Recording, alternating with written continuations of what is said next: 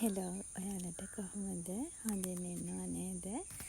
ඉතින් පහුගිය දවස් ටිකේ වීඩියෝ එකක් දාන්න බැරි වුණා. මොකද තිබුණ තත්ත්වෙත් එක්ක අනිත් එක තමයි මම මගේ ගමෙන් ගිහින් හිටියේ ගම අරණායක. ඒ පැත්තට ලොකු ඩැමේජ් එකක් වෙලා තිබුණා වැස්සෙන්. ඉතින් මට වීඩියෝ එකක් දාගන්න බැරි වුණා. සමාවෙන්න ඉතින් ඔයාලට මතක ඇති මම කලින් වීඩියෝ එකක් ගෙනාවා අර මගේ මාසේ වියදම කවර් කරගන්න මම හදපු මනි බොක්ස් එක ගැන. ඉතින් මම ඔයාලට කිව්වා මේකෙන් එකතු වෙන සල්ලි වලින් මම මොකද කරන්නේ කියලා වීඩියෝ එකක් ගේනවා කියලා. ඉතින් ඒක චුට්ටක් පරක්කු වුණා. අනිත් එක තමයි මම මේකෙන් කරන්න හිතාගෙන හිටියේ මගේ මාසේ අපිට යන ගොසරි අයිටම් ගන්න. ඉතින් ඒ වුණත් මට ඒක මේ මාසේ කරගන්න බැරි වෙලා තියෙනවා. ඒකට හේතුව තමයි මේ වෙච්ච විපත නිසා මම මේ එකතු කරපු සල්ලි වලින් අපේ ගමේ අයට බඩු වගයක් කරන් දුන්නා. මම මේ එකතු කරපු සල්ලි වලින්.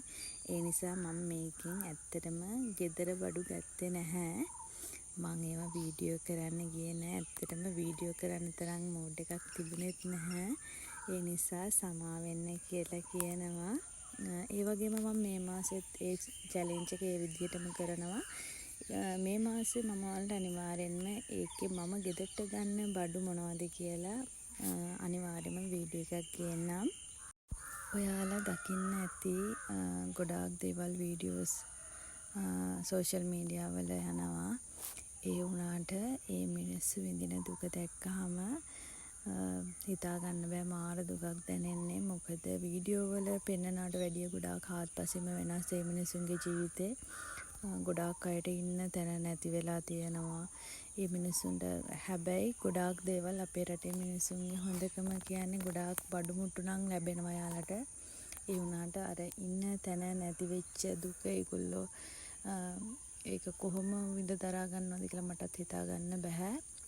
2016 දිත් මීට වඩා ලොකු නායක් ගිය අරණායක සාමසර කන්ද. ඒ කියන්නේ මගේ ගම තමයි.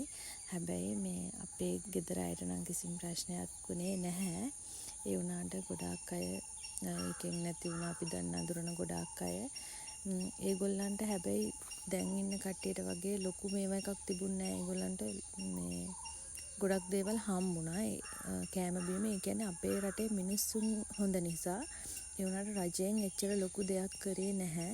ඒ වුණාට මම හිතනවා මේ පාර නම් එහෙම වෙන්නේ නැති වෙයි කියලා. අපි දකිනවා දැන් අපේ ජනාධිපතිතුමා වුණත් කරන දේවල්. හැබැයි ගිය පාර මේ මිනිස්සුන්ට එච්චර ලොකු දෙයක් කරේ නැහැ. මොකද මම දන්නවා මගේ ගම මම දකිනවා ඉන්න තැන උනත් හදලා දුන්නේ පොඩි ගෙවල් තමයි හදලා තියෙන්නේ. ඉතින් මේ මිනිස්සුන්ගේ රස්සාව කියන්නේ මේ පැත්තේ ගොඩක්ම තියෙන්නේ තේ රබර් ඒ වගේ තමයි මිනිස්සු ජීවත් වෙන්නේ. ඉතින් ඒ ජීවන මාර්ගය ගොඩාක් ඒගොල්ලන්ට නැති වුණා. ඒ කියන්නේ ඉන්න තැන විතරයි හම්බුනේ. ඉතින් තවටත් මං හිතන්නේ එහෙම දුක් විඳින මිනිස්සු ඉන්නවා. ඉතින් ගොඩක් දුකයි. ඉතින් මට කියන්න ඕනුනේ පුංචිම දෙයකින් හරි එයාලට උදව්වක් වෙන්න. ගොඩාක් දුක් විඳිනවා මේ මිනිස්සු. ඉතින් මට පුළුවන් විදිහට මම එකතු කරගත්ත දේවල් වලින් මම මෙහෙම කරා. සමා වෙන්න කියලා කියනවා ඔයාලට වීඩියෝ එකක් ගේන්න බැරි වුණාට. ඉතින් ඊළඟ පාර අනිවාර්යයෙන්ම මම මේ වීඩියෝ එක මම එකතු කරන සල්ලි වලින් මම මොනවද කරන්නේ කියන එක ඔයාලට වීඩියෝ එකක් ගේනවා. ඉතින් අදට ගිහින් එන්නම්. ඔයාලා හැමෝම පරිස්සමෙන් ඉන්න.